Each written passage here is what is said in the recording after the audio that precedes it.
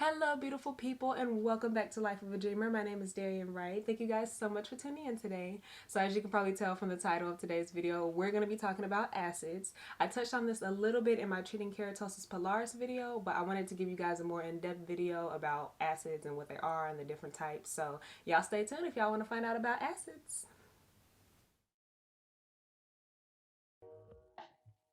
So as I like to say before any of my skincare videos, while I am a licensed esthetician and I like to try things out and give you guys advice and talk to you guys about ingredients and products and chemicals and all that kind of stuff, definitely talk to your doctor or dermatologist before you try anything off of the internet, just because all of our skin is different, as I always say, and we all have different reactions. So talk to your doctor or dermatologist if you're like pregnant or breastfeeding, or you're on any kind of medications, or just something in your lifestyle may affect the way that these products react with your body, because they are chemicals. So be safe out here before y'all try anything, and definitely try a small patch test before you have a large reaction on your whole face. So y'all be careful out here, and let's start the video. So there's a lot of information about acids, guys, and I want to try to keep this video as short and sweet and to the point as I can. I don't want to have this like be a 45-minute long video. So I'm going to have the information timestamped down below for you guys, and hopefully that'll help you out. You can kind of jump around to the parts that you want to get to. So first off, we're going to talk about what acids are, and basically all acids are chemical exfoliants. As we get older, our cell turnover rate slows down, and basically what a cell turnover rate is the time in which it takes for the new skin to rise from the layers of the skin to the exposed skin. So basically the period or the time that it takes for you to get your new skin as the cells regenerate. So when you're a baby, it can be from as little to like 3 to 5 days. As you get older, that slows down. So in your 20s to 30s, it's about 14 to 21 days, so 2 to 3 weeks, and then it slows down even more from your 30s to 40s for like 28 days to 45 days. So as you get older, it takes longer for your skin cells to regenerate and move that new skin to the surface. And basically what acids do, they help exfoliate that layer, because there's like a glue that holds on the dead skin cells, and so chemical exfoliants or acids are going to help exfoliate that, help brighten your skin, help with those fine wrinkles and everything, because sometimes our skin doesn't do that well of a job of exfoliating for ourselves. And you know, we get in the shower and we wash our face, and sometimes that's still not enough, which is why acids are really good to put in your skincare to help that extra exfoliation. So our skin's natural pH is a little bit on the acidic side. It goes anywhere from 4.7 to 5.7 on the pH scale, and ideally we want to try to keep our skin at like a 5.5. That's like the ideal pH, but if it goes any lower, a little bit higher, there's nothing wrong with that. All of our skin is different. So of course, if you know anything about the pH scale, acids are on the acidic side of the scale, which is going to be anywhere from, well, most acids in skincare range from about 3 to a 5 on the pH scale to help that exfoliation. They shouldn't go any lower because that'd be really, really intense. So yeah. When you use an acid as an exfoliator, it helps with better absorption of your products, and also, like I said, to slough off that layer of dead, like powder on skin cells. Most acids, pretty much all of them, are going to help with fine wrinkles, fine lines. It's going to help brighten any dark spots and even that tone, because that's pretty much what exfoliation does. And there's not a better acid. It's not this acid is better than another one. It's just they're better for different skin types and depending on what problems you're fighting. So I'm going to list so many acids that you guys can choose from, and they each pretty much do the same things. It just depends on your skin type and which ones you should use for you, and like how sensitive your skin is, or how oily or how dry, that kind of thing.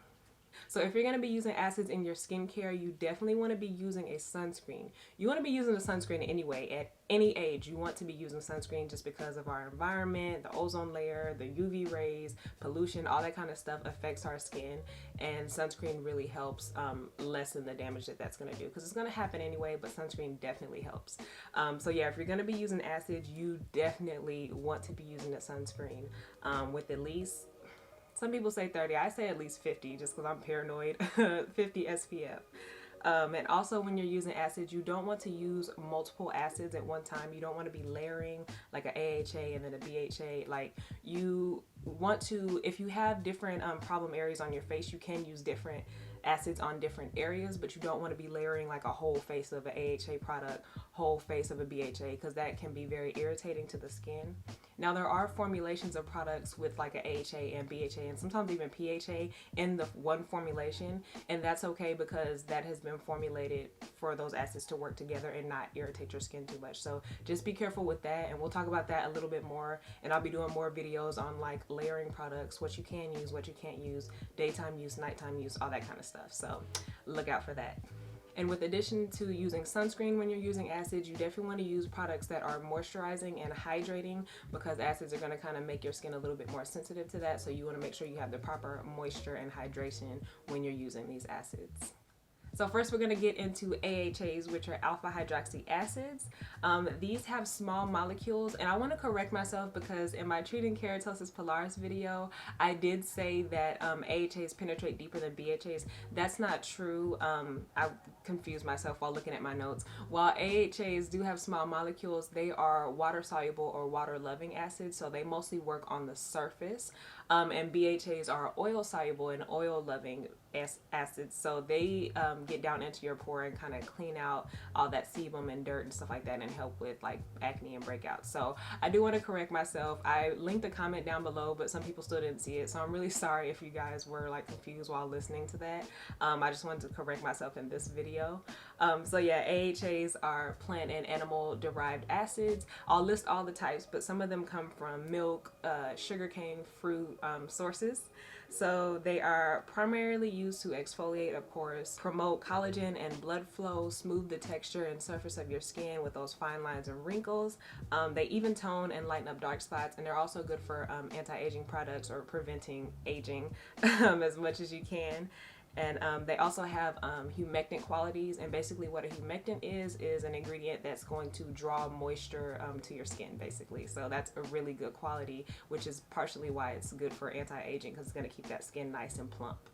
And for that reason, AHAs are great for drier skin, not necessarily acneic skin. We'll talk about that with BHAs, but they can be used for all skin. Some of them are kind of harsh, so if you have sensitive skin, you always want to be aware of any kind of ingredients, even if they say it's perfect for all skin, because you know your skin and you know it can get irritated and red and break out in rashes and stuff like that. So definitely be careful. You're gonna want to only use AHAs about 1 to 2 times a week, especially if you're just starting out. It's not an everyday kind of thing. You just want to start 1 to 2 times a week, see the results, and maybe move up if you need to. So just be careful. The most common AHA out there that I'm sure you guys have probably heard of is glycolic acid. It is the most intense and most potent of all the AHAs. It's derived from sugarcane, and it's very good for anti-aging. It's very intense, and it works really fast because the molecules are very small, so they're able to penetrate and work fast. It's great for dark spots and hyperpigmentation, things like that. You guys know I love my glycolic acid toner, 7% from The Ordinary. If you have sensitive skin, you might want to try a formulation that's a little bit less in percentage. 7 is a pretty high percentage, so try something a little bit more gentler. We'll talk about some other gentle acids later on. And this is good for shrinking pores. You can't really shrink your pores. What people mean when they say shrinking pores is it's a product that's going to kind of help minimize the look of your pores. What happens with your pores is there's dirt and oil and dead skin cells and all that kind of stuff trapped in there. So when those get removed, it's going to give the look of shrunken pores or smaller pores. And when there's stuff in there, they just look bigger. And like I said, that's more of a job of a BHA, but an AHA definitely can help with that look because it's going to smooth that texture a lot. Another AHA is lactic acid. I'm sure you guys have probably heard of this as well. It's pretty popular. It's the most gentle of the AHAs, way more gentle than glycolic acid. So if you're getting into acids, you might want to start with this one, or even a more gentle one like a PHA. Later on, we'll talk about that. It's derived from milk, as you can tell from the name lactic. It's good for sensitive skin, like I said, so you might want to try that one if you're giving it a start.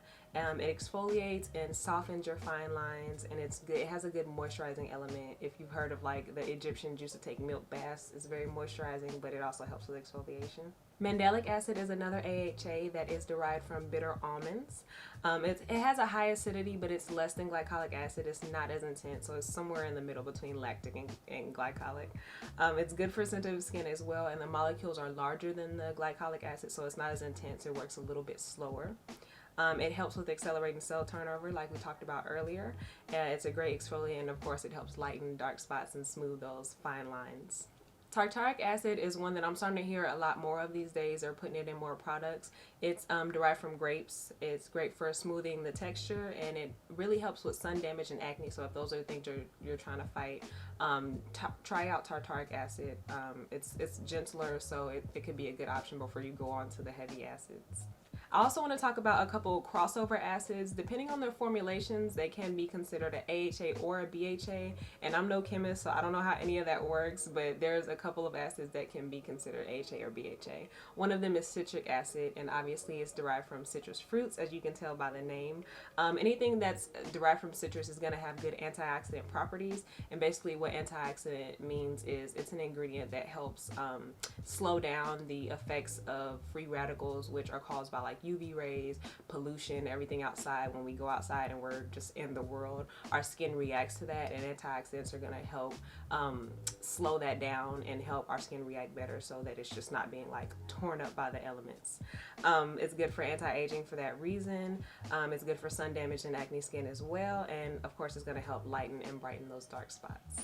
Another crossover acid is malic acid. It's very gentle. It's derived from apples. It's good for acne, and it helps open those pores and clear out all that sebum and oil and things that are in your pores, which is why it can be considered a BHA, like I said, depending on the formulation. Next, we're going to get into the BHAs, which are beta hydroxy acids. Like I said, these are going to penetrate deeper than AHAs. They're good for acneic skin, oily skin, combination skin, especially if you have like your oil in your T-zone or you get kind of like minor breakouts. BHAs are good for that. They're anti-inflammatory. They help kind of calm that redness and things that we may get from breakouts. And they're antimicrobial. They're going to fight that bacteria that causes acne on your skin. Like I said, they're oil loving, so they get down in there, they can get into those pores and dissolve that oil and break that down and help clean out those pores, which is in turn going to make your pores look shrunken. It's going to help lighten and brighten those dark spots, and it's good for things like KP. Unfortunately, I've tried products with salicylic acid. It didn't do anything for me, so I'm going to try some more products, maybe with a higher percentage of salicylic acid to help lighten my KP dark spots. I still have a video coming for you guys. I've tried so many products and nothing has worked, so I haven't forgot about y'all. I'm coming. I'm trying, you guys. Y'all know I like to give products a few weeks to try out, so trying multiple products has taken a long time for me to find something that works, so I will keep you guys posted. Please bear with me.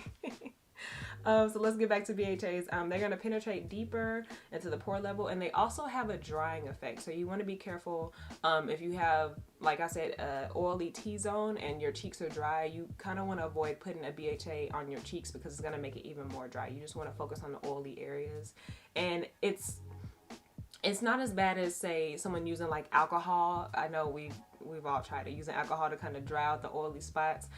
It's not that kind of stripping effect. It's a drying effect, but it's not going to strip your natural oil. So it's a better alternative to use than just like using witch hazel or alcohol on your face, because that's very drying, and that in turn is going to make your skin produce more oils because it thinks it's not doing its job well enough.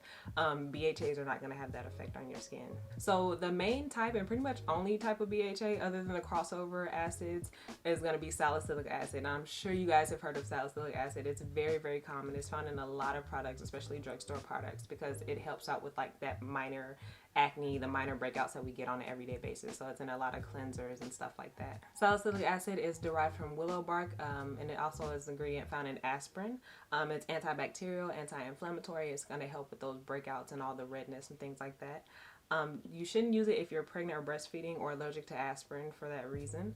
Like I said, it's going to penetrate deep into those pores and dissolve that sebum, and it's also going to help with oil control. So like I said, it's not going to give you a stripping effect. It is a bit drying though, but not in a bad way. Unless you already have dry skin, then that's really bad.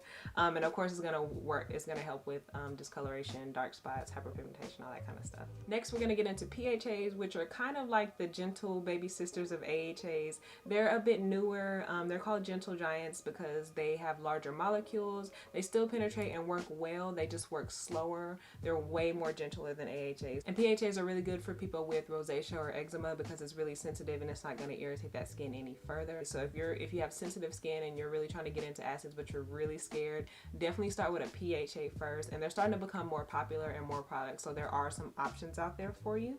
They're going to work with that cell turnover rate as well. They're going to help lock in moisture, and they're going to help exfoliate, and they also have antioxidant properties.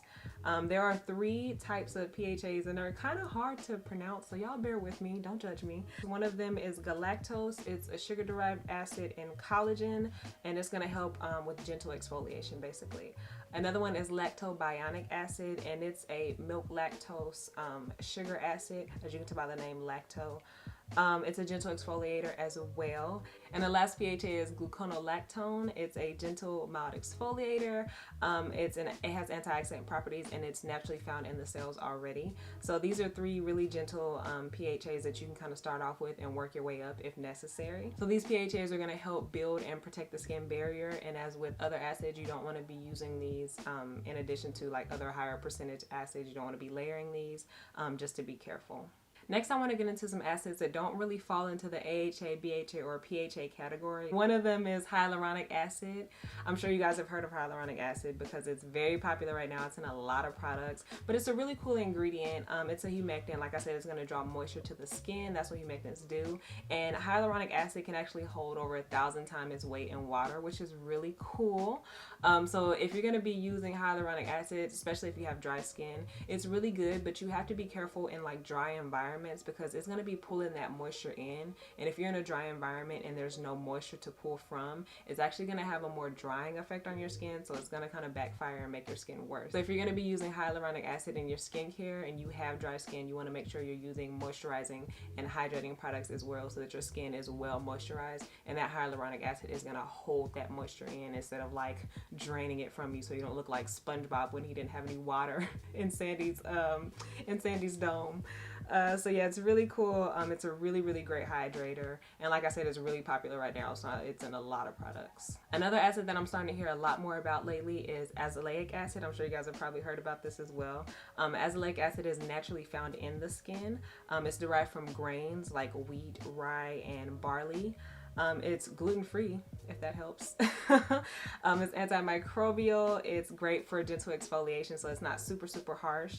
It calms redness and rosacea and helps with hyperpigmentation. And also it helps with fungal acne. I know that's kind of like a new thing. They gave a name to it if you have all those little dots on your forehead and you don't know what it comes from. It's not a fungus, but it's called fungal acne, and azelaic acid really helps with that, so that's why it's becoming more and more popular. It pairs well with other AHAs, so that's good. You can use like say glycolic and lactic acid with a product that has azelaic acid in it, so you don't have to worry about that. It kind of gives it a boost when it's paired with other AHAs. It also works really well with niacinamide, which is another name for vitamin B3. And I'm sure you guys have heard of niacinamide because that's very, very popular. And we'll talk about that in another video because that's not an acid at all. But it also gives it a boost. So if you have a product with any AHAs, niacinamide, azelaic acid is really good to use with those. Another acid I'm probably sure you guys have heard about is ascorbic acid, which is just another name for vitamin C. Ascorbic acid is a synthetic version of vitamin C. And of course, like I said, anything citrus derived, vitamin C is going to be a good antioxidant to kind of fight those free radicals from the environment. And it's also, of course, going to have that lightening and brightening effect to any like dull skin or dark spots. One that I'm starting to hear more and more about lately is ferulic acid. It's found in the seeds of oranges and apples, again, citrus. It's a good antioxidant, and you be careful if you have sensitive skin because it could be a little harsh for sensitive skin. And it's usually paired with ingredients like vitamin C and vitamin E. They kind of work really well together to give like a good boost to help lighten those dark spots. So one of my favorite other acids is Kojic acid. I talked about this a little bit in my product that clear my dark spots update video. If you are scared of using hydroquinone or you've used it for more than like 3 to 4 months and you're trying to find an alternative to keep using while you're not using hydroquinone, I mentioned that Kojic acid is a good plant-based alternative because it is a good lightening agent, and it comes from, well, it's derived from fungi and mushrooms, so it's a really, really good agent. I have the Kojic sand soap, if you guys have heard of that. It's Kojic acid basically, and like I said, it's good for lightening your dark spots and it's good for exfoliation, so you guys should try that out. If you are scared of hydroquinone or don't want to use hydroquinone, it's a really good lightener as well. One acid that I've been hearing more about and I'm really excited to try for myself is Oleic Acid. It's antioxidant, anti-inflammatory. It is a moisturizing fatty acid found in plant and vegetable sources like olives and almonds. I'm really excited to try to find a product with some oleic acid in it because it's really good for people that suffer from psoriasis and eczema. And I suffer from eczema, so I'm really excited to kind of try something like that out. I want to find a product that has some oleic acid and try that out for myself. So that was a lot of information, you guys. I hope I kept the video as short and sweet and to the point as I can. I didn't want to overload you guys with like a 45-minute long video. If we need to, if that's something that y'all want to see, let me know down below in the comments. Let me know any questions that you guys have, and keep sharing your good advice. Y'all have some really good suggestions, so keep sharing those down below for people to read and try some things out. I'm actually trying some things out because of you guys' suggestions, so keep them coming. I hope you guys enjoyed this video. I hope it was informative. Share it if you know someone who could benefit from this. I just kind of wanted to give you guys a place to start, to kind of figure out what kind of acids and just products and things for your skincare that you can start off with if you're worried about certain situations. We all have different skins, so it gets a little bit confusing, so I hope this cleared anything up for you guys. If you like what you saw today, don't forget to subscribe down below and hit that bell so that you get notified every time I post a new video. Thank you guys so much for watching. Follow me on my social media. I'm on TikTok now and I'm having a lot of fun on there. I'll link all that stuff down below for you guys. So follow me on my social media. I love interacting with you guys. Y'all are hilarious. So thank you guys so much for tuning in today, and stay tuned for the next one. Bye.